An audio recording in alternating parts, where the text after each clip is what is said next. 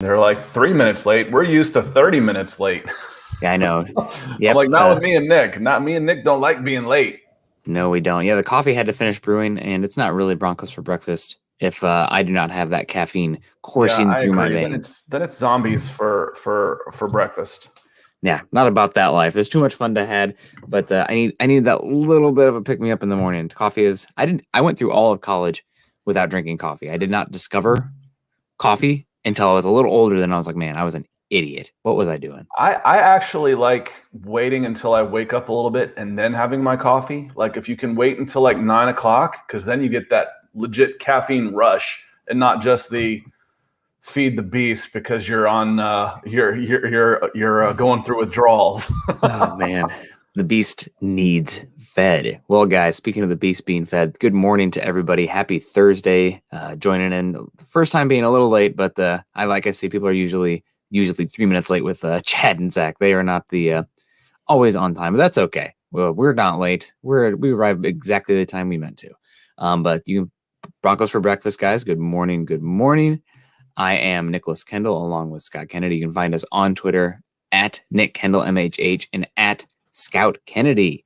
Guys, also make sure you follow the mothership at Mile High Huddle. If you hear any noise right now, that's my dog scratching himself in the background in his kennel. You can also follow us on. Okay, it's just Scott. You can follow us at facebook.com/Mile High Huddle Pod. If you're joining us on YouTube, guys, please subscribe, like, and share. That doesn't just go for the Mile High Huddle podcast or any of our shows, but also Scott's channel as well. YouTube.com/C/Scott Kennedy. Also, guys, make sure you click the thumbs up. We have people joining us right now. If you're on Facebook or YouTube, like, heart, laugh, react, whatever. Oh, and here is the man. Good morning to you, John. How you doing? Hope you're doing well. And I'm going to drop in the comment section as well Scott's sub, so that way you guys can just click on that and help him, help us, help you.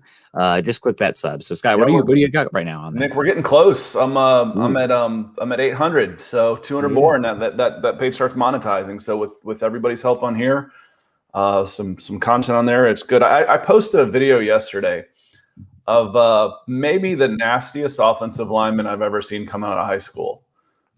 So check it out if you haven't already. There's this one play, and he moved it to the front of his highlights, where the kid just goes. He's an offensive tackle. The kid in front of him just goes flat, calls no joy. What does he do? I'm not lying. I mean, he Jimmy Superfly Snukas. You're not old enough to remember him, but he was the first guy to go off the top. The Superfly was the first guy to go off the top of the ring post, and he just splashes him. Boom. Oh no. It's hilarious. So anyway, good stuff. Did that other kid that got buried have to retire? So I was like, I don't know what's going on here. Like, did they kind of joke about it? But I mean, I guess he figured he was getting pancaked anyway. You might as well just start in that position. So good stuff. Oh my God. We got Malcolm Brown coming in here saying hello from Homer, Alaska. You're back home, not from not with his Wildcats and the wild grandchildren, but I'm glad that you are back in your domain there up in Alaska, Malcolm. But hopefully the grandkids are good. Hopefully you had a good time out there. Cam Wirtz is in the house as well. Jeremy Shawn, Mr. Kirk Cousins. I said we were starting at about 10:03, and I forgot about the different time changes here. Yeah. Yep. No, we got all the time zones here for Mile High Huddle. Eric's down in Alaska. We got UK, et cetera, et cetera. So Cam's in the house. Good morning to Swink McLeod. Swink, we love you. Jason, hope you're doing well. Good morning to you. Cam Wirtz says morning as well. Mo Ron saying the best MHH show. Well, if a Mo Ron says this is the best show, I'm not sure what's going on.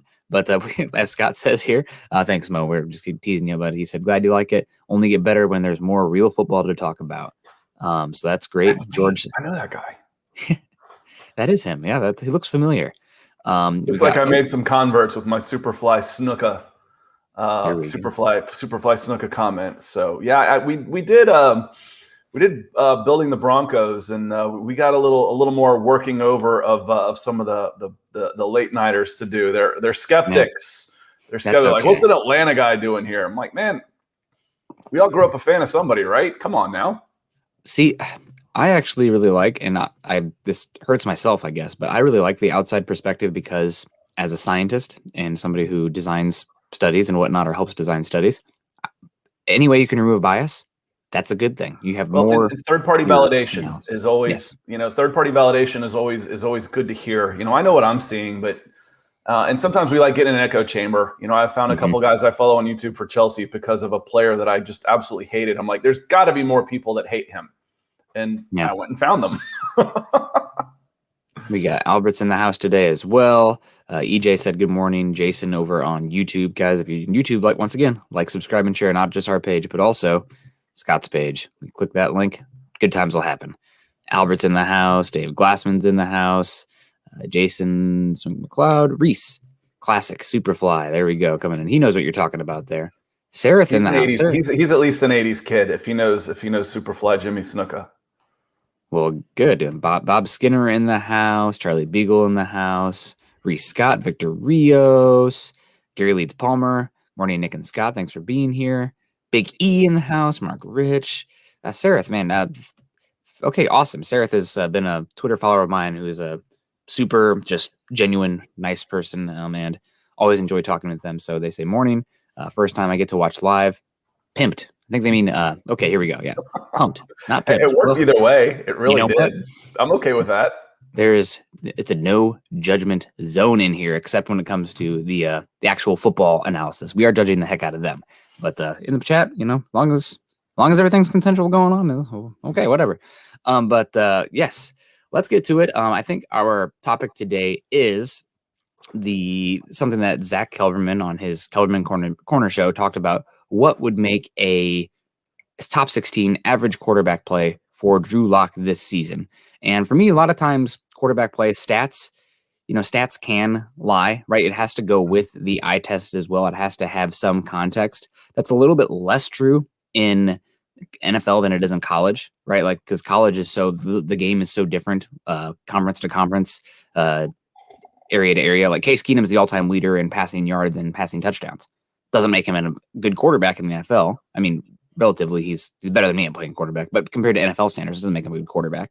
But in the NFL, what are you thinking about for Drew Lock? What does he have to do this year to be an average quarterback? What do the stats look like? Well, we talked right off the top of our heads of, what's the gut feel for this? What would it take to be a 15 guy? And for me, my gut feel was 250 yards per game and then a 2-to-1 touchdown interception ratio. And then reading Erick's article, it was pretty close to that. We actually looked back that last year, there was actually more efficiency. Last year, he went back and averaged the number 16 ranked quarterback for the last 5 years. And it was lower. The quarterback play at that spot was better last year than it was historically. So last year we look at that and the number was almost 3-to-1 on that touchdown interception ratio.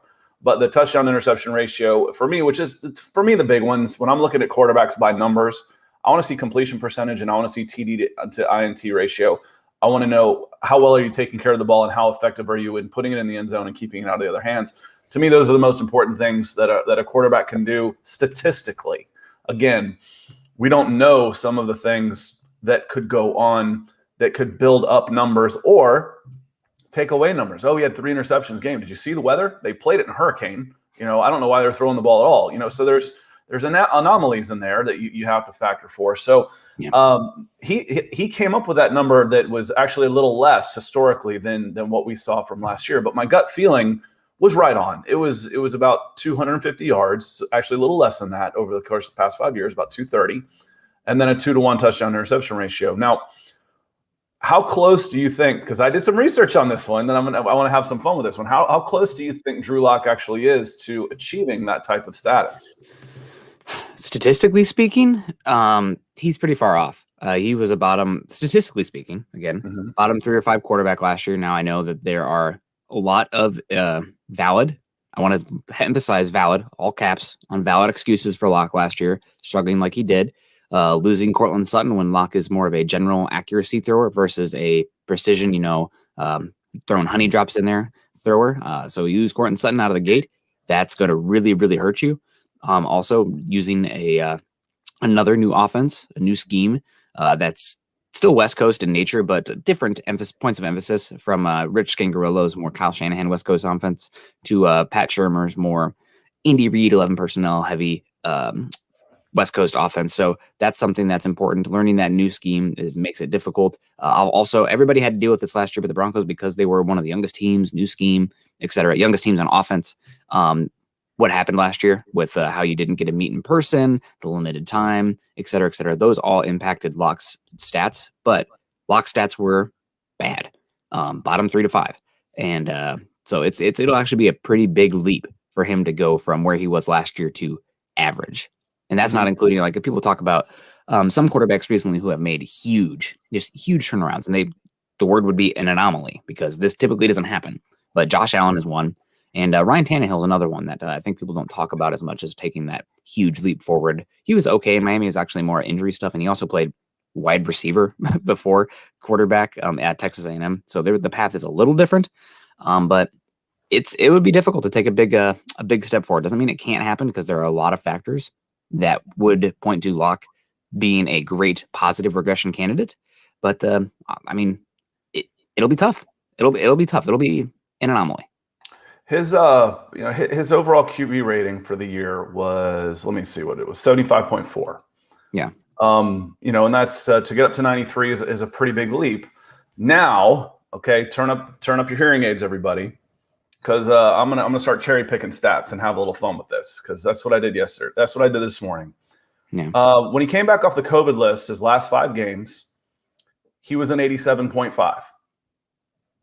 Not bad. That's not that far off. His last 9 games was a 79. Okay, but a lot of that took away, and everybody's gonna, most players are gonna have a game like this. But if you take away that one game, that 4 interception game against the Raiders in Las Vegas, where who knows what the factors were for that one game, the last 8 games of the season, decent sample size in a quarterback's first year. If you take that one out, half a season, he was an 89.1. Okay, so he's knocking on the door. So if you can say, okay, yes, and this is a big leap, we can expect this. We can expect him to play at this level. That one game was an anomaly. We can expect that 8 game. That's what we should see out of these 8 games. What would it take to move up from an 89 to a 93 and hit that average? You know what it would take? What? 2 extra completions per game. That's it. That's it. So if we take the last half of the season, what does it take for Drew Lock to be a 93 rated quarterback? 2 completions. It's easier said than done, though, right? Like, that's all you need is that's the numbers, right? Lies, damn lies, and statistics. Yeah. That's it. He was 2 completions per game away, whether it's a drop pass, errant throw, whatever, 2. Of course, 2 ground balls a week will get you in the Hall of Fame in Major League Baseball. Yeah. That sneak through. But when we talk about how far away is Drew Lock, if we consider the fact, all the factors coming in, as he got comfortable into the offense, as he started playing better, or, the flip side of this, we can do a debate on this all the way, and I'll take the other side too. As the pressure was off because the season was tanked, as the game started meaning less and less, but as he got more comfortable, Drew Lock was 2 completions away from being a 93. That's not bad. That's not that far off, right? Yeah, no, it's definitely not. And you know me, I do like my stats. And before I got into the football stats side of things, I was a pretty big fan of the advanced stats in baseball, WRC plus, ERA plus, et cetera. Those adjusted stats, stuff like that, where you're really getting a better picture than the raw data. And football is behind baseball when it comes to advanced analytics. I mean, baseball has a bigger sample size. It's more controlled. The variables are more controlled, pitcher to batter. Like you don't have 11 on 11 where it's way more intermeshed in football. So it's a little bit harder to do football, but there is good data out there.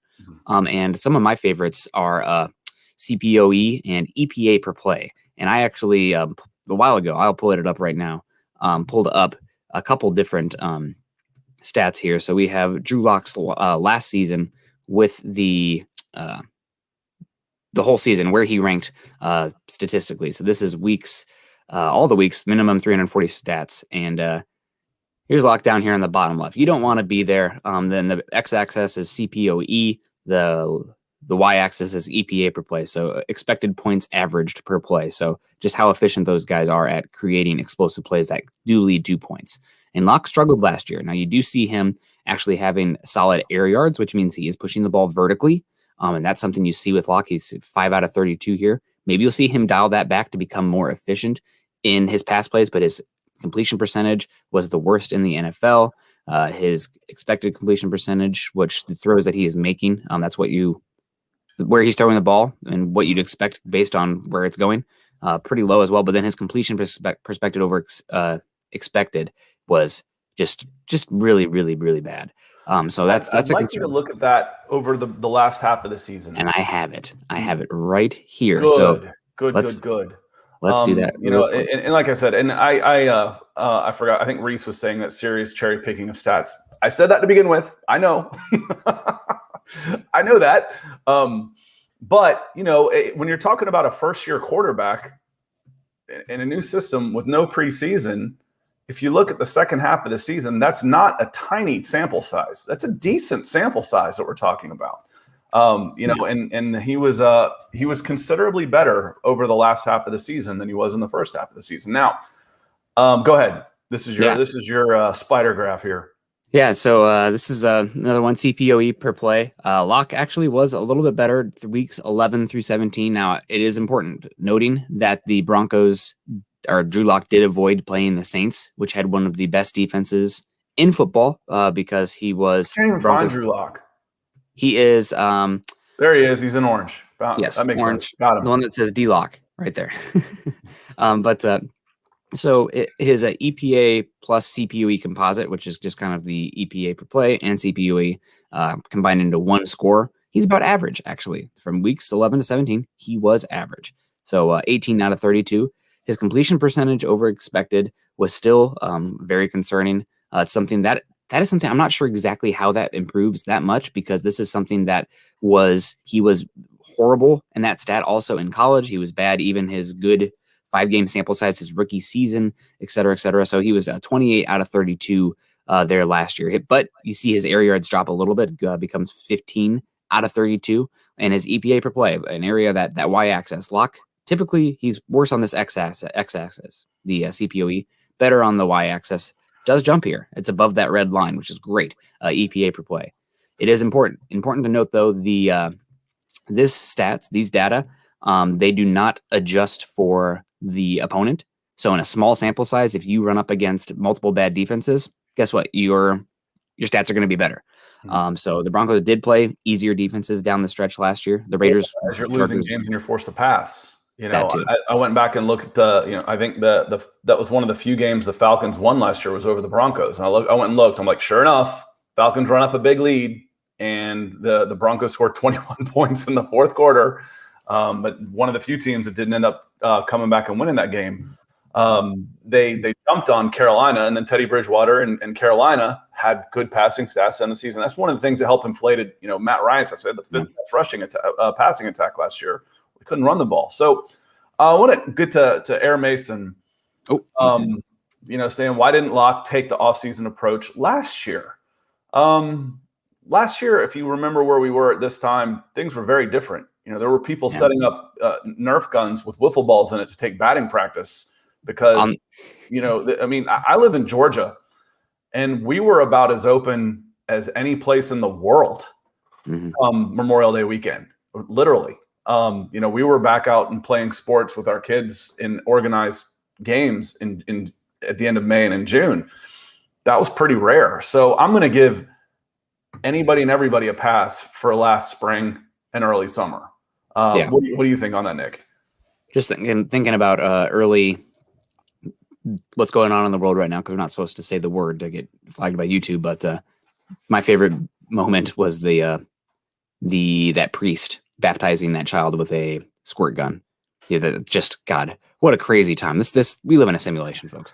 Good Lord. I mean, I won't get into how ridiculous that sounds to me, but whatever. Air Mason. So, thank you but very much. The point is I'm not going to get on anybody for the off-season approach that they had last June, last May. I went 5 weeks without getting in an automobile for the first time in my life. And we were fairly open here in Georgia. So, I can understand. My point on this is there's encouraging signs to say that he's not that far away from making that leap to average. Okay. And right now, average would be good. If you can take the negative away from the quarterback play for the Denver Broncos, this is going to be a damn good team. And I think it's something we're expecting, aren't we? I mean, we both had the Broncos with a 5 or 6 game turnaround for the 2021 season. Yeah. I guess the question is, even an incremental improvement at quarterback play can have a massive difference. I'm working on a formula right now where it ranks a team and per position, like, and spits out a value. And right now I have the quarterback weight overall for the entire team being 33% of the entire roster. So even if you improve just a little bit, it's going to have a big impact given the weight of the value of the quarterback position. So I don't know if he's going to improve to be that 12 to 18 range. If he does, this Broncos team is going to win at minimum 10 games. At minimum 10 games. But is he going to be, because last year he was bottom 3, bottom 5, is he going to be bottom 10? That would still be a decent improvement, right? Like, that would still be not good. That's the wrong word, but I mean, in the right direction and on a rookie contract. That's not bad. Well, and we were talking, if you look at the numbers that that Eric was putting up, that quarterback rating of a 93, Teddy Bridgewater was a 92.1 last year on a bad team. So let's put that as the bottom. Yes. If you can get 95 QB rating from your team, that's a massive jump. Yep. And you should. The Broncos should be in that neighborhood this year. I did want to answer this a little bit more for Air Mason, because this is a good question. I have a little bit of a different take here than you do also. Why didn't Locke have this offseason approach last year? One, I think he's gone through the ringer a little bit. He got beat up last year. He struggled. Maybe a little bit of eye-opening. He's not, even in his press conference interviews and whatnot, he seems more ticked off. He's not this kid anymore. He understands that, wow, and he would be the first to tell you, I know people on area, you're too tough on Locke. Locke would tell you he was bad last year too. He would say that he would need to play better. And that's great. He has some self-realization now. People just totally giving up on him. He should be irritated about that. That's great to hear that he's kind of ticked about that. But why didn't he approach this way last year? I think that he was kind of feeling himself a little bit too much. He had just didn't quite understand the difficulty that was going to happen in this league. Also, last year, everybody was gassing him up, et cetera, including the team. John Elway gave him a path of least resistance to that quarterback position. Jeff Driscoll, Brett Rippon, those are your quarterback competition guys? No. Now you bring in Teddy Bridgewater. You're going to have to earn it. This isn't going to be given to you like it was last year with John Elway as the general manager. So why didn't Locke take this offseason approach last year? To be honest, to be the starting quarterback, he didn't have to. This year, he does. Otherwise, he's not going to be playing. And there's definitely the we're just happy to be here feeling is now gone. Yes. He's not happy to, it's bright-eyed and bushy-tailed. Now reality is set in for him, so and good for him. Earlier this week, I mentioned his mentality, the way he has taken this. A lot of guys could take their money. He's going to make more money on one contract than Nick and I will probably make in our whole lives. So he's set, and a lot of them will just kind of take it and be done and fold up and, turn to different things. And he has accepted this challenge. And I think that's a good sign. How that pays off, we'll see, we'll see. But I don't think he's as far away as it seems. I don't. Yeah. Want to thank Kyle Wielden again. Says, I agree with Mo Ron. And I just like saying Mo Ron. Best Mile High Huddle show. Kyle, appreciate your support on this and and follow me on YouTube. Every little bit of that helps as I get closer to 1,000. So thank you very much on that. And then, and Aaron Mason followed up again by saying his favorite Mile High Huddle show. Keep it up. And thank you. Now I've got a data point that, depending on your point of view, could either be positive or negative. As how it gets to Drew Lock. It depends on which way he goes with it. I'm looking at his numbers and I think, okay, he might have been under a little bit of pressure. No. He was sacked the third fewest times. Let me double check that, make sure. Yeah, any quarterback that had at least 10 starts in the NFL, he was sacked the third fewest in the NFL. So the positive I would take away from that is he needs to be calmer. He needs to calm down. He needs to take his time, take a hit. Because if he's getting that much time and he's getting sacked that few, now I'd like to see pressures also. But, typically if you're getting sacked 50 times, you're getting pressured just as much as that. So my takeaway from that was he needs to either, learn to take a hit, stay a little tougher in the pocket, because if you're getting sacked the third fewest times with the worst accuracy, that's bad. Yeah. That should be correctable. And that should come with confidence and experience and time. So that would be my positive takeaway on that. My negative was that it's like, we're giving this time and he still isn't making the throws. My negative take on that would be, well, this just isn't the guy. Yeah. So it'll be up to him. And we're going to find out. We're going to find out this year if he takes that step, because the pieces are in place for him to do that. And for me, like I said, you've got a running game, 13th best running game in the league. Well, you're protecting your quarterback. Yeah. You've got to be able to then make the throws as an NFL quarterback. So he needs to make that step this year. And that was an issue with him in college as well. Drew Lock, let's call it as it is. He is excellent at avoiding sacks. That is probably one of the best things you can point to with him. The Broncos 2 years ago, going from Joe Flacco, one of the most sacked quarterbacks in the NFL, a stick in the pocket, might as well just be a tackling dummy back there, to Drew Lock, who doesn't take sacks, but sometimes, and it's crazy to say, obviously you need a little nuance, but like to a fault, right? Like he is bailing on the pocket early. He's not getting through all his progressions. If that first read isn't there, he will tend to get rid of the football or force it somewhere. So you tend to see it's a double-edged sword, because you don't want your quarterback to be too aggressive in the pocket, taking big hits, putting the ball in harm's way with strip sacks, et cetera, et cetera. But sacks are a quarterback stat as much as they are an offensive line stat. And you see guys like Ryan Tannehill takes a lot of sacks, but he could be greedy in the pocket. He's looking for that big play. Deshaun Watson, consistently one of the most sacked quarterbacks. Part of that is the offensive line, but also a lot of it is Deshaun Watson's game. Justin Fields also can be pretty greedy in the pocket, but that's because they're looking to hunt. So while Drew Lock, it is good that he is avoiding sacks. You want to see him, and this was an issue more so in college. I did think he had improved there since college to the NFL, but stepping up in the pocket, buying time instead of just falling backwards, bailing on the pocket, trying to escape. That's something you see from some young quarterbacks, and hopefully you'll continue to see Lock progress there. You don't want to take the sacks. That's not what I'm saying, but you do want him to hang tough. Easy to say from here. And Jason and Robert are both saying in this stat, and Jason was pressured the sixth most in the NFL last year. And that's why I said that was one of the things I want to see now. But let's compare that with like Ben Roethlisberger, who is really hard to sack. Yeah. He's getting pressured.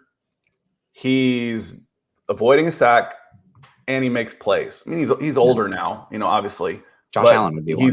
He's when he was at his best, he was getting pressured, avoiding sacks, and making plays. So again, like I said, Nick and I both like numbers, but then we want to verify.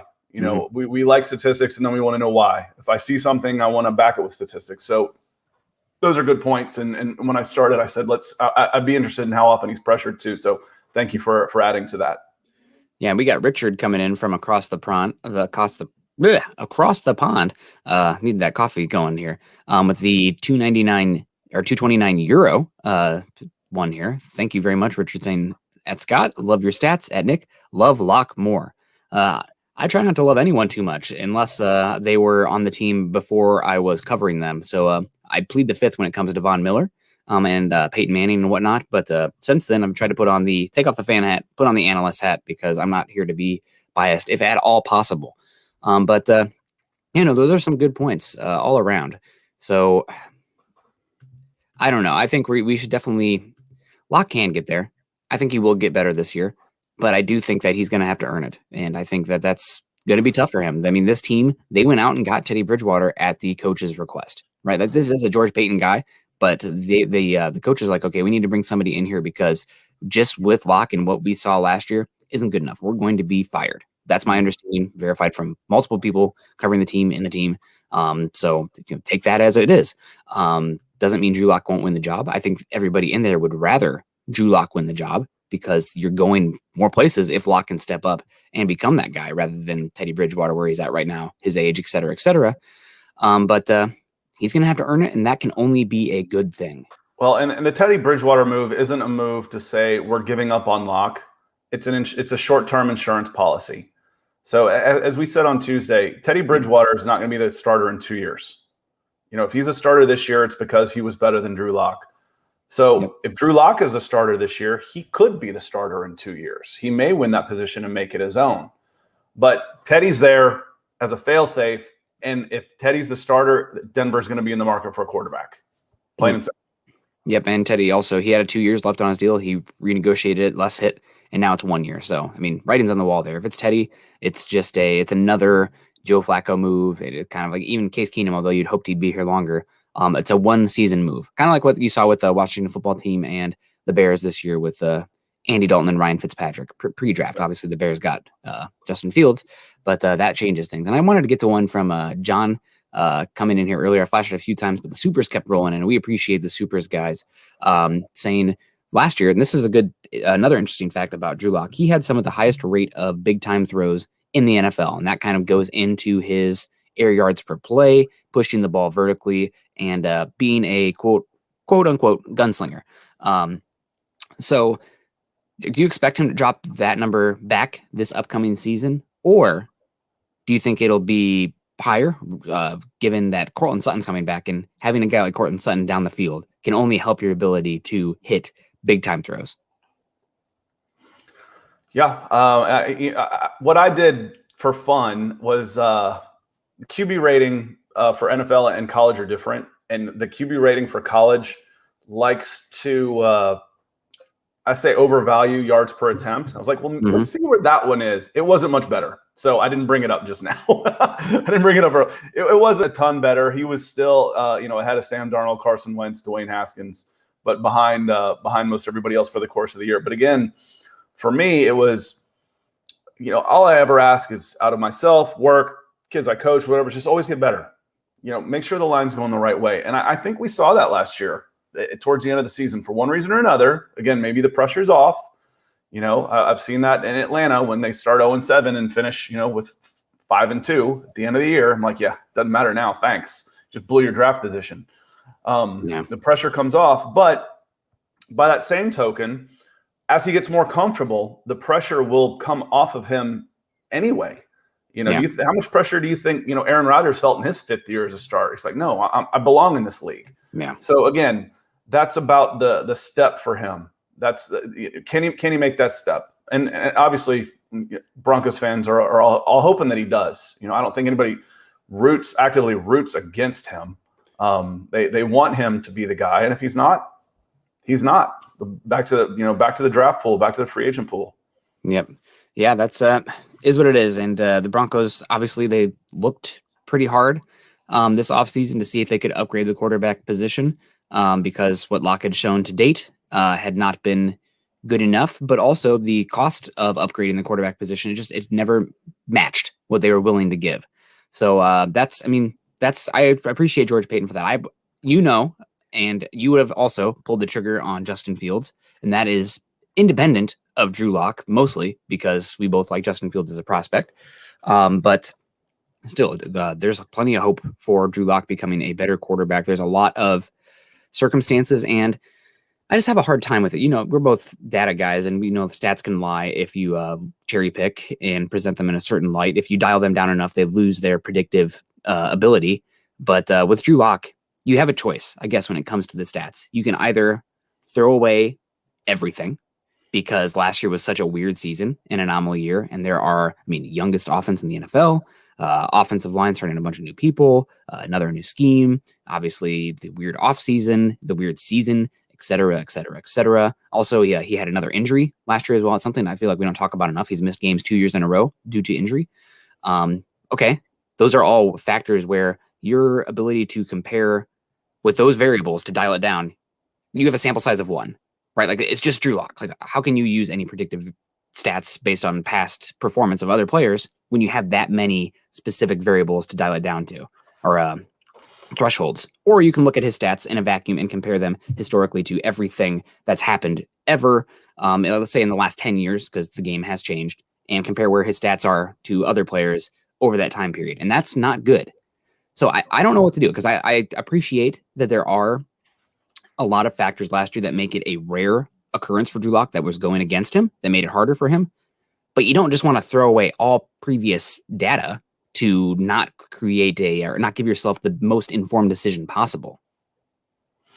Well, since we don't necessarily know, we know what Drew Lock needs to do to step up. I mean, that's it. He's got to step up. And these are the data points that we've talked about to do that. So my question now becomes, how's the team improved? How much has the team improved around him? What were some of the factors on the field? He spent a ton of money on Jawan James, and he's a bust. Yeah. So does the right tackle position improve 1 step, 2 steps? Is it still a problem based on injuries? Think the running back position should be better, right? Mm-hmm. With the draft coming in and some depth there, the wide receiver position should get better just with Cortland getting healthy. So when I look at it, the question then becomes that right tackle spot. Can everything around the quarterback position take a step up as well this year? Yeah.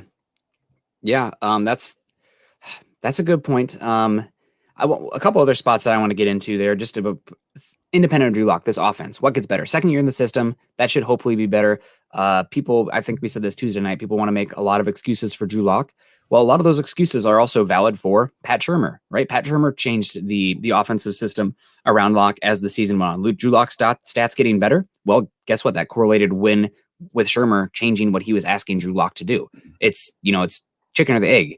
Both those guys had to kind of feel each other out, see what's working or not, and kind of hopefully work with each other to maximize the offense. And you're learning your team. I mean, as a coach, if y'all have ever coached anything, I don't care if it's at the NFL level down to youth sports, you got to learn your team, and you constantly improve and learn every game what you can ask for them and what you can depend on people. In soccer, the word gets called trust a lot. Do you trust this guy? And that's a blanket for what do you know you're going to get out of them? And like you're saying, I think that helped, as he was learning the team and learning what they could do, learning what their strengths was, can and can't do, that got better as well. So there's a reason why 17-game season, I think I went 12 and I don't know if I went 12 and 5. I have to look it back up. Let's say 11 and 6. I think I went 11 and 6 this year. I think I went 12 and 5 though, Nick. I think I started off. I thought you went 10 and 7. No, I didn't go 10 and 7 because it was like winning like 7 of the last 9 games. I'm going to say the worst I said was 11 and 6. Okay. Well, that's I always try to, again, I look at it like the bracket. I got to pick a couple upsets in there.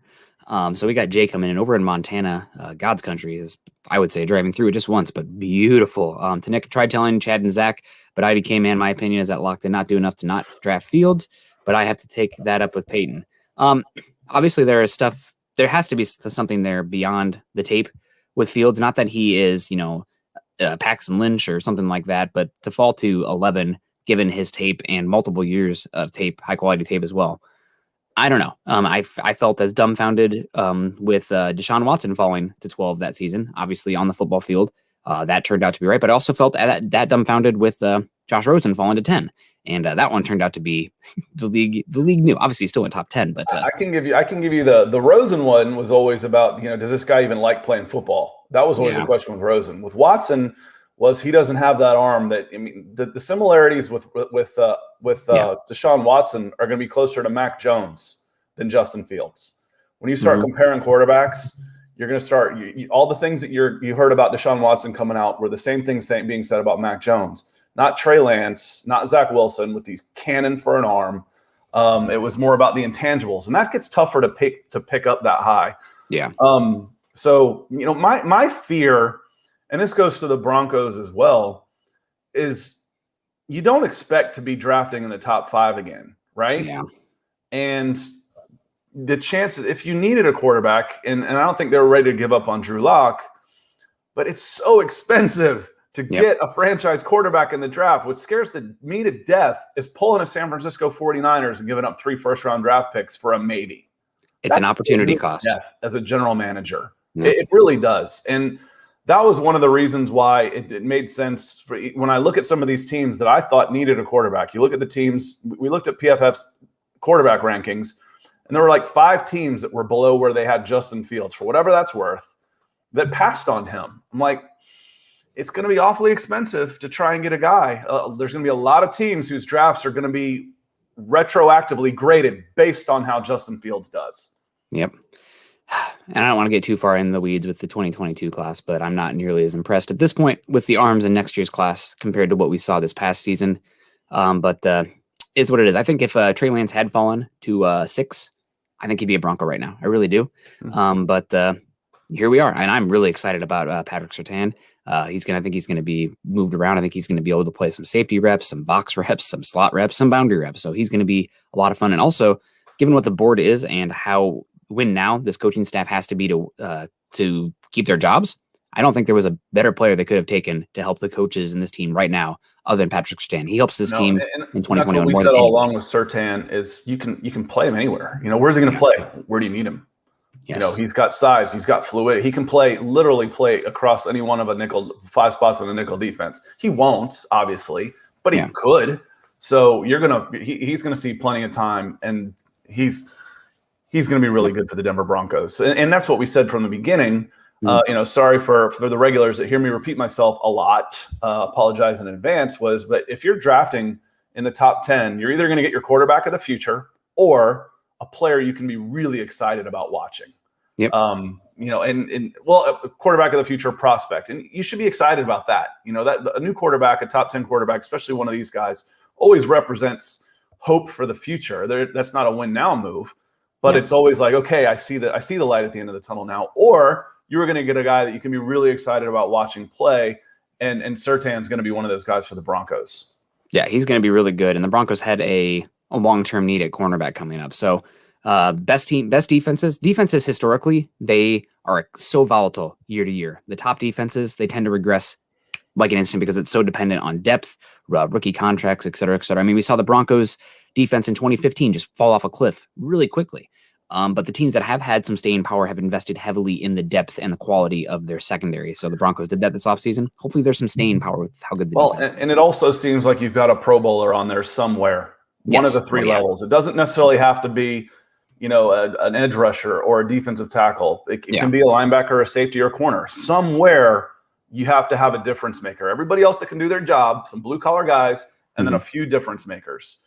I think Dana Jeremiah has a formula that he uses where you have to have, for a complete roster, you need 2 guys on the defensive front that are difference makers or building blocks for a team. 2 in the front 4 and 3 in the back 7. So Broncos, I think they have that on paper. Now, Von Miller being 33 years old, am I writing him in Sharpie? No, maybe an erasable pen. So it looks like it, but we'll see. I want to get to this one from Mike here. Looks like he's rocking, or his kid here is rocking the A's hat. Let us know what's going on with your A's, Mike. Are they coming up to Portland? I saw Russell Wilson was pretty excited about that option. Hopefully that wouldn't upset you too much. But Drew gets 1 more year to prove his worth, like it or not. Mike, Drew Lock, I don't know if Drew is getting 1 more year. He's going to have to earn it this season. It's not going to be given to him. If Teddy Bridgewater outplays him, Drew's not playing. And I know that's going to make some people upset because they think that Teddy Bridgewater's upside is capped. It kind of mimics Broncos country's discussion surrounding Paxton Lynch versus Trevor Siemian. Like, Trevor Siemian, where are you going with Trevor Siemian? We need to see what we have in Paxton Lynch. That's not 1 for 1, but it does kind of mimic that. But these are coaches that are fighting for their job this year. They cannot have a bottom 3 quarterback again this year and survive. So if Teddy Bridgewater gives them a better chance to win, they're going to play Teddy. It really is that simple. And wanted to get to Malcolm because I like these. What are the best and worst picks of the first round? I had a little time to think about it while you were talking, so I can go first. Yeah, for sure. I got to go Trey Lance as the worst, honestly. Oh man. Okay, we'll see. We'll see. I mean, it's a risky. It's always risky taking a quarterback. To say because he could end up being this or he could end up being that. But for me, not just because of the pick itself, but 3 first-round picks for him. Whew, man, that's tough. I think that's a lot. That's not quite 3 second-rounders for Sam Darnold bad because I think there's a lot more upside for Trey Lance. But you're talking about a guy coming out of North Dakota State who has played very little high-level ball, has played very little at a high level, and you're going to give up 3 first-round picks for this guy. Whew, that's again, that's what scares me about not taking a quarterback. And then the guy that I really, really, really like is Adelphi Owe with the Baltimore Ravens. There's a reason why the Baltimore Ravens always have defenses that are full of killers. Freaks. It's because they get a 6'5", 6'6", 260-pound guy that runs in the 4.3s and can jump 40 inches in the vertical and has all this athleticism. And it's just make it simple for him. Just put his hand in the ground and say, go get. It's 3rd and 12, Adelphi. Go get that guy with the ball. And he's got a chance to really develop and take this superhuman physical ability that he has and become something special. So could end up being a bust. No sacks last year. We're talking about everybody who was, we're talking about a guy that everybody, a combine warrior, so to speak, pro day hero.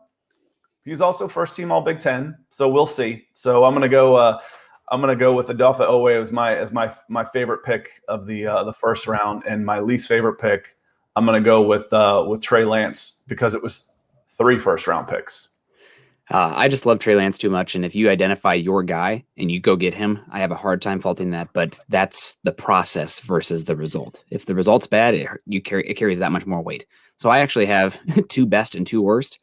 2 of them are just stay put picks, and 2 of them are process picks because process is key, in my opinion.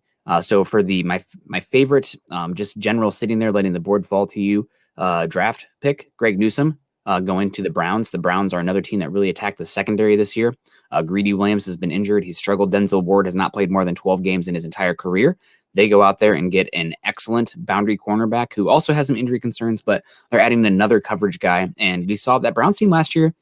They went pretty close toe-to-toe with the Kansas City Chiefs. They have the best offensive line in football, and now they've really attacked that back 7. Myles Garrett, I think, is going to win Defensive Player of the Year. He's an absolute, just talk about freaks, absolute alien, Myles Garrett. So I really love that pick, them at getting a value position and another cornerback out there that can do a lot of different things. My favorite process pick in the first round, it was the Minnesota Vikings trading back from 14 all the way to 23, picking up a lot of extra capital, as Rick Spielman likes to do, and George Payton we thought might do, but he didn't end up doing. Taking Christian Darrisaw there that's a great pick. He can play gap, he can play zone. They've needed offensive line help for a while. They were able to get a really good tackle while adding extra picks. Fantastic. So those are my 2 favorites. Worst picks, just sitting there letting the board fall to them. Worst pick, I think it was, John said it here. Harris by Pittsburgh. And I like Najee Harris, but that team investing in a running back position seems extremely short-sighted. That offensive line was really bad. They've gotten worse every single year the further Munchak has gotten from them. And they could have used back 7. They could have used offensive line. They could have used a number of positions. They could have used running back. I don't know. That Steelers team, that felt like a short-sighted move. I wouldn't have been a fan of that. And my bad process pick, I like the player, but trading up to go get him, the Jets moving up to 14 to get Elijah Vera Tucker. I really like Elijah Vera Tucker. Don't get me wrong. I think he's a guard in the league. You're giving up that much capital to go get a guard when you could have sat there at where did they end up? They would have been at 23, I think. You could have taken Christian Darrisaw there. You could have taken Tevin Jenkins there. You could have taken Greg Newsome. You could have added another cornerback, edge rusher. The Jets haven't had an edge rusher since Jonathan Abram. That's worth noting. And that's even predating your Jonathan Abram and the Falcons days, I think. So those are the ones that stick out to me. And I think the easy pick, the one that got panned the most right after, was Alex Leatherwood at 17. I thought Alex Leatherwood was a first-round guy, so I don't necessarily mind the pick. But as a general manager, I think they could have picked up a couple of picks. I think they could have come down a little bit and gotten someone else. But again, if you to the same point, at 17, is it worth risking a 3rd-round pick to not get your guy to come down? So again, but looking at your board with Najee Harris, and I was listening to you say the positions they could have gotten. There wasn't another first-round offensive lineman taken after Najee Harris. So I thought Tevin Jenkins was worth the pick at 17. So I don't know what happened with Tevin. I loved Tevin. But just looking at the board and how it fell. Yeah. But then you go to edge, and I'm like, when I think defense, I think Steelers Ravens. They lost Bud Dupree. Adopt Owe to the Steelers would have made perfect sense coming out of Penn State too. So that could have been a way they can go. But good question. Thank you. We always like talking draft. Yeah, it's always fun to put on the hindsight cap. there. But I mean, Newsome could have been one of the Steelers taken there, taking 2 picks later. Could have used edge rusher, obviously. And I was a big fan of Tevin Jenkins. So I don't know what happened. I think there was a hip concern. Also, I think there was an issue with him having a physical altercation with a coach at Oklahoma State. Now, so you never like to hear that. I like to hear both sides of that one. I've been around some coaches that are lucky they didn't get their ass beat by guys that I watched. So, when I was in high school, we had a coach split his head open, headbutting one of his offensive linemen. So, I mean, there's 2 sides to all those stories. Yeah, absolutely.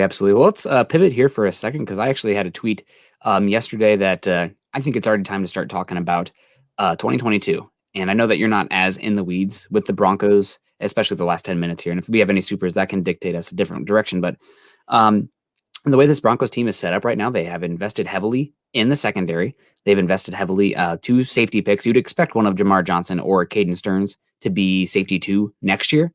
And they'd probably let them sink or swim and pivot from there.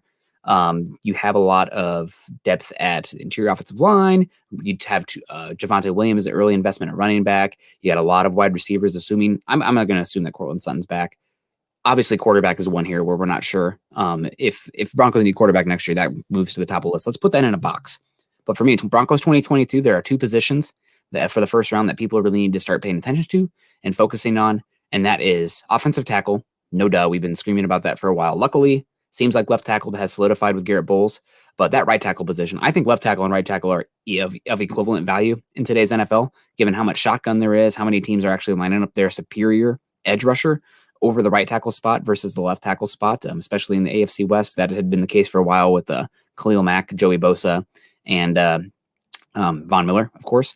But right tackle, that's an area that needs investment, and edge rusher. I mean, we got Jay right here coming in. Edge rusher is the other position. Guys, Von Miller is going to be 33 years old in the last year of his contract. Bradley Chubb had another injury. He's going to become really expensive. And edge rusher is a position where historically it's a bunch of first round guys, and then it's falls off a cliff. There are obviously outliers there, but let's just look at the data. Mostly first round guys. So edge rusher and offensive tackle, 2022 needs outside of quarterback position. Those are the ones to look for. And the Broncos even tried to trade up for an edge rusher in this class to take Jalen Phillips. They missed out, but they were interested. I'm behind. For the class of 22, I don't even want to start talking about it yet. So I'm listening just like everybody else. And when you're ready to move on, I'm good. So I'm curious if anybody else has any thoughts as well. I guess some dark horses as well would be the interior defensive line for this Broncos roster. The way it stacks up, they look okay on paper right now, but it's a few old guys and a guy who's about to get expensive and a complete unknown. So you have Shelby Harris brought back, I think a 2-year deal, 3-year deal. I think it's maybe a 2 years deal that can become 3. So he is one that you're expecting to have here for the next couple of years. But typically, interior defensive linemen take 2 to 3 years anyway to really come into their own. The league is so different, unless you're like a top 5 pick on the interior defensive line. So if you take a first round pick in 2022, especially one in that 15 to 25 range, that's more about a guy who's going to become a starter by like 2024. So interior defensive line is one. And Mike Purcell coming off injury, another older player. Could be looking there, and Draymond Jones. I think Draymond Jones is going to explode this season. I'm really excited for him, but he's going to have to get paid then after that. So interior defensive line, I think, is my dark horse, and I will not stand it here. Linebacker position. I don't think you have to use a first-round pick on linebacker, unless there's a guy who's really special, but it's like tight end. There's a bunch of some good guys, but you don't have to use a first-round pick. And it's got to come back around because the interior defensive line class this year was non-existent. Yeah, for the most part. So it's all cyclical. We're not going to see 5 quarterbacks in the top 15 again anytime soon. Mm-hmm. So I think it's got to come back around. So we'll see. Mm-hmm. We'll just see who decides to show up for the class 22 with the defensive lineman, because this wasn't a great year for them, which is to me what made Owe an interesting pick because of the upside there. Yeah. I thought the edge class was better than the interior defensive line class. Had some depth, especially in that like pick 20 to 50 range. But no real true blue chipper. And next year there is a blue chipper edge rusher in Thibodeau in Oregon, who is freaky. Really fun player. So we got Charlie Bigelow coming in here saying, who took Kyle Trask? I believe it was the 2nd round pick of the Tampa Bay Buccaneers. Might have been the 3rd round pick. Not sure what they're doing there with that pick, but is what it is. That's fine. And we have Jay Roper coming in here saying strong safety for the Broncos is one to look at. And I want people, this is just me hopping on the soapbox real quick. So you listeners are a little bit smarter about the Broncos' needs and scheme. A lot of people have their mind or their perception based on the Wade Phillips defense, where it was much more single cover one, where you'd have a free safety and a strong safety. That's not really the Broncos defense, guys. They play a lot of split safety. So really like free safety, strong safety, I guess they're labels, but really both safeties are going to be asked to do a lot of the same things. So don't think about them as the dichotomized position where it's like the classic example is the Seahawks with Cam Chancellor as the strong safety and Earl Thomas as the free safety. That's not what the Broncos are being asked to do. It's split field defense, cover 4, cover 6. Both safeties are going to do two things. I would even just drop strong safety, free safety. I would just say safety. Kind of like you don't say right cornerback, left cornerback. They're both asked to do similar things. That's true for the Broncos defense as well with this defense. Yeah, and wanting to get to Chris, it looks like Chris. I'm guessing that's Christian. Yes. Just haven't seen it spelled like that. That's unique to me. So appreciate it. Says morning guys, can't wait to see Williams at the field. I think he takes Gordon's job by the end of the season. While we were looking at that. I went and looked up his stats at North Carolina because, we know he can run the ball. But what was interesting to me was how he got trusted in the passing game. Every year, his receptions went from 8 when he was a freshman, 17 to 25, 0, 1, and 3 on touchdowns. So he has been improving. And if you've got a player, when I first started doing this covering high school running backs, I was like, so what were your stats? He's like, I had 100 carries for 2,020 yards, high school guys. So, they have big numbers. I'm like, how about receptions? They're like, no. I'm like, well, hell, he was averaging 18 yards a carry. Why would I throw the ball to him? I just turn and hand it to him. So it's seen as his numbers. He averaged 7.3 yards per rush. He doesn't need to catch the ball too much in college, but they still used him more and more as a weapon. So we know he can break tackles and we know he can catch the ball. So whether he takes Gordon's job, I think it's a point of just debate because they're both going to see a ton of time. You should find 35 carries and whoever's getting, maybe it's 15 and 20 and 15 the next week. I think they're both going to see a lot of time. Yeah. And thank you very much, Christian. I'm excited to see Williams too. His volume in the pass game was limited. And is that because of Williams? Is that because they had Michael Carter, who is also a little better in the pass game when you actually needed a receiving option out of the backfield? Now, Javonte Williams as a pass blocker, chef kiss. I mean, gorgeous. I'm excited to see some highlights with him back there taking on a linebacker because he can stonewall some dudes. That'll be really fun. And he takes his blocking, it looks like personally, right? Like he's mad. He blocks mad for a running back. I love it.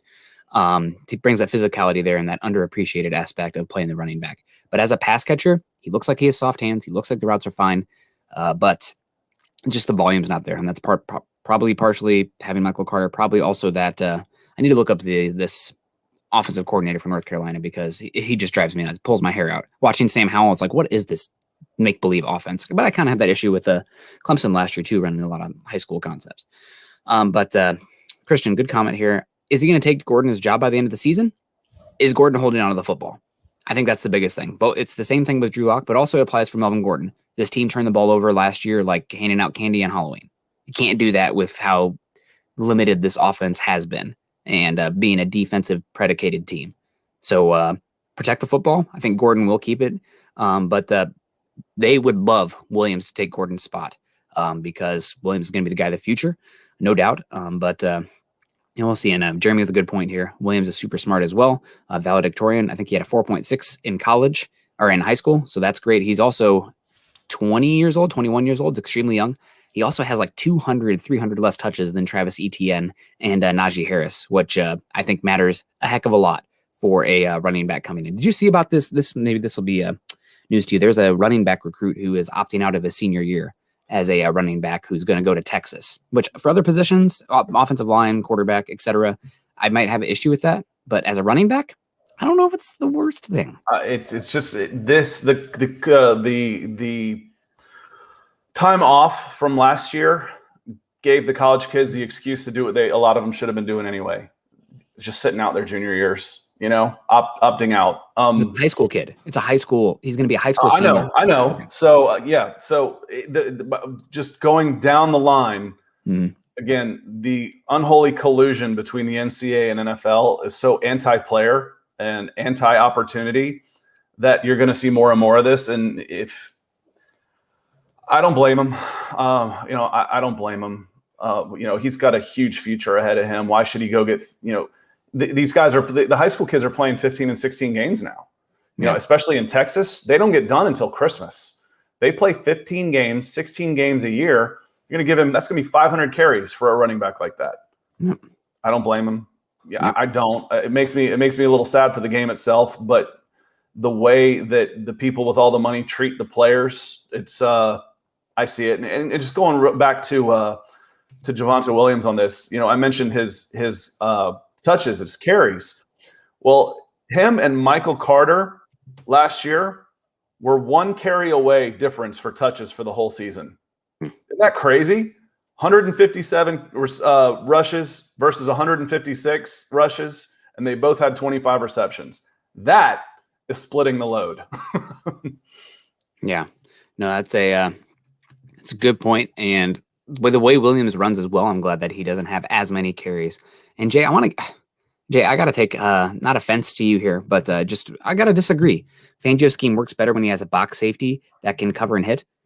From reviewing Fangio's defenses from the 49ers to the Bears, point to me the box safety. I do not see it. I don't see that guy out there. He does not really use a dime backer. Now, maybe that's going to change this year. He's talking about using more defensive backs. I honestly think that you're going to see Patrick Surtain as more of the box role defensive back, as the de facto box safety, I guess, other than like a Simmons or a Kareem Jackson. But a lot of times with Fangio's safeties, it's split field look, or it's coming down and playing over the slot.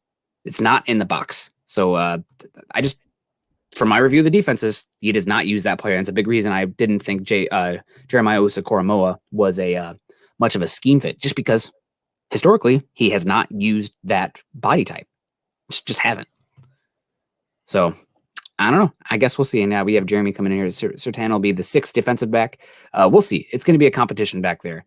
That's a good way let's get out of here with this. I want to hear your opinion here on just how stacked the Broncos defensive backfield is. Throw your hat in the ring. Who are going to be the Broncos starters in the defensive backfield? It's tough for me. I can't compare them one to the other. What I can tell you is Surtain will be at worst the number 2 guy across the board. So he's going to find his time. Whether he beats out one of the 2 corners, I don't know. But can he play? Can you put him in a spot right now and can he play? Yeah, he can help you. Can he be a nickel guy or move one of your smaller guys to the nickel while he's covering the outside? Yes, you can. Could you even use him in a free safety role, depending on what you want to do? And frankly, the 6 DB is going to get on the field. That's a dime package. So what I do know is Patrick Surtain can help this year and help a lot. And he's versatile enough to help you in a lot of ways. They're going to find a spot for him on the field. Yeah, no, absolutely. Obviously, you have Darby, you have Bryce Callahan, you have Kyle Fuller, you have Michael Ojemudia, who's coming back this year, who, man, pretty good player here. Jay, I'm not going to let it go, man. I got to pull up the stats here. You could see the Broncos, I guess, maybe moving on from Bryce Callahan, who was phenomenal last year, but you have a big usage for him. But yeah, that's the biggest one. So we'll see. I think that Surtain is going to be. He's going to get enough snaps to be the number 3. I would take a little bit of exception. I think you're going to see Ronald Darby with how much they paid him, and Kyle Fuller, given his skins on the wall, and his ability in this scheme specifically. We will see him out there. But Surtain, with how much 5 and 6 defensive back looks you're going to see with this defense, he's a starter. He's a starter. And what's his role exactly remains to be seen, but he's going to be a starter. So guys, I think that's going to have to do it for us today. Sorry we started 2 minutes late. We'll be better than that next time. We're not following the Chad and Zach plan of action. Also, everyone put out good vibes for Chad. I know that he's a busy guy right now. Not anything's bad, but he's got a lot on his plate with the family life coming on, a new edition coming here soon. So that would be great for him. But guys, follow us on Twitter at Nick Kendell MHH for myself and at Scout Kennedy for Scott. And Scott, are you starting to get a little nervous for Saturday? It's nice when you're a heavy underdog.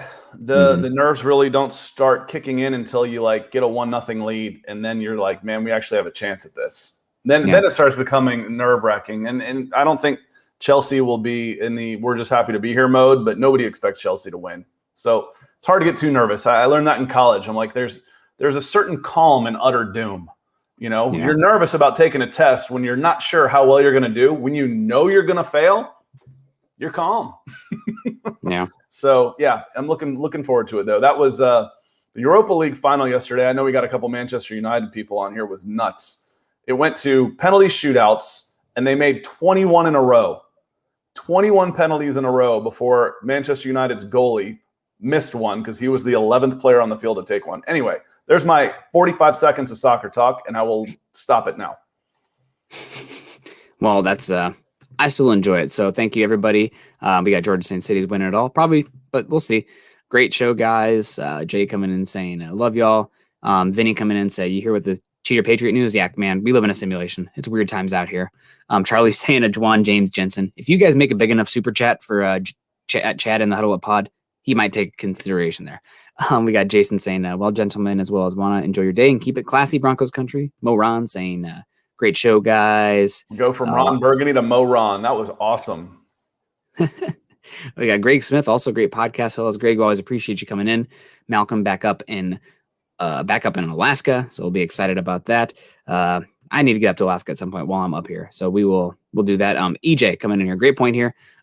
Great show, guys. Smash the like button for the Broncos. Yeah, guys, if you are joining us Facebook or YouTube, please click the thumbs up. We appreciate that a lot. That does a lot of good for us. Follow us on Twitter at HuddleUpPod, also at Mile High Huddle. Guys, if you are joining us, like I said, on Facebook, YouTube, click the thumbs up, click the heart react if you're joining us. On YouTube, though, please subscribe, like, and share. That is the number one thing you can do to help us outside of Super Chats, get this show out there to more listeners. Also, guys, please, please, please go to youtube.com/C/Scott Kennedy. Scott is approaching that threshold he needs to get to for subscribers. And if you're liking what's going on here, if you want to support us in a way that really takes no time and effort at all, or no monetary value, etc. Like you're not donating, just go to Scott's page and like it. I will also drop the list to subscribe on the chat before we get on out of here as well. And Scott, do you want to give a shout out to our donators today, our super chatters? Yeah, for sure. We had plenty of supers. Air Mason came in twice. Thank you, Mason. Kyle, as always, I see you in my list of followers on YouTube as well, so thank you for the support. Malcolm, as always, Christian Garris and Richard Beisenkulter. So from across the pond, and if I missed one, I don't think I did. If I did, I apologize. But as always, the super chats are a big help for us to keep this thing going and grow it bigger and better. And we're having a lot of fun doing it. So appreciate all the good words and the support. Yeah, and also Christian Garas. Did you say that one as well? So that's the I probably said it that so one right. Different that you didn't recognize it. Probably. So, guys, that's going to do it for us. Again, make sure you subscribe to all of our channels, all of that stuff. That's going to do it for Broncos for Breakfast. You all stay safe. You all stay beautiful. Go Broncos.